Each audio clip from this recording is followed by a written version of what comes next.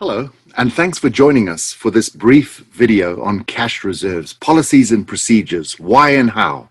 Let's look at a few questions which pertain to cash reserve policies. First of all, why do we keep cash reserves?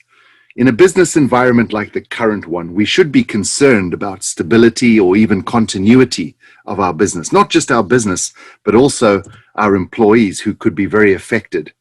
So the next question is, how much should we hold in reserve? And the answer is, it depends. It depends on the size of your business. It depends on the risk appetite of your leadership team and shareholders. But often we look at our average operating costs and we try to keep perhaps 3 months at a minimum of average operating costs in reserve. You may want to be more aggressive and keep a larger number, say 6 months. What comprises average operating costs? Again, this will depend to some degree on what business you're in. Certainly, the recurring, predictable expenses should be incorporated into average operating costs. But if you're in a high growth phase or a changing business environment, you may make some additional provision for irregular expenses that you might incur and hold those in reserve as well.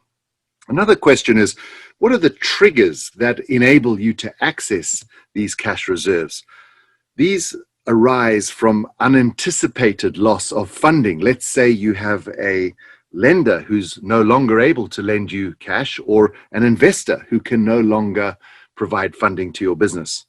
Perhaps it's from your customers who are no longer able to buy your goods and services. One big customer or many of your customers may suffer that, and you will have a loss of revenue. You may dip into cash reserves at this point. The other thing that may occur is a sudden increase in expenses, especially an unanticipated expense. You might have thought you need only 10 people on a particular project, but it turns out you need 15 or 17 or 20 people.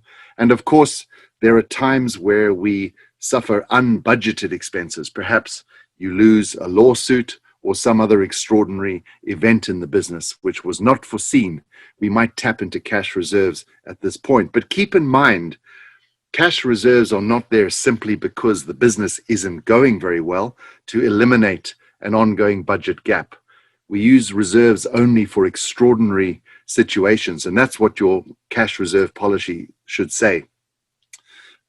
Kind of an obvious point, but where do you keep the cash reserves? It's important to get really disciplined about this and keep them in a segregated account. Don't mingle the funds with your other cash resources.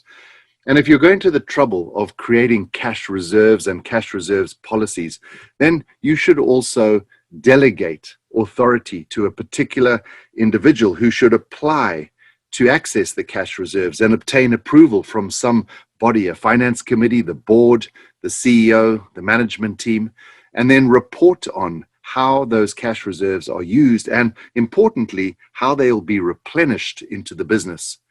These are some of the basic aspects of cash reserve policies. We hope you've benefited from that, and we look forward to having you on our future videos. Thank you.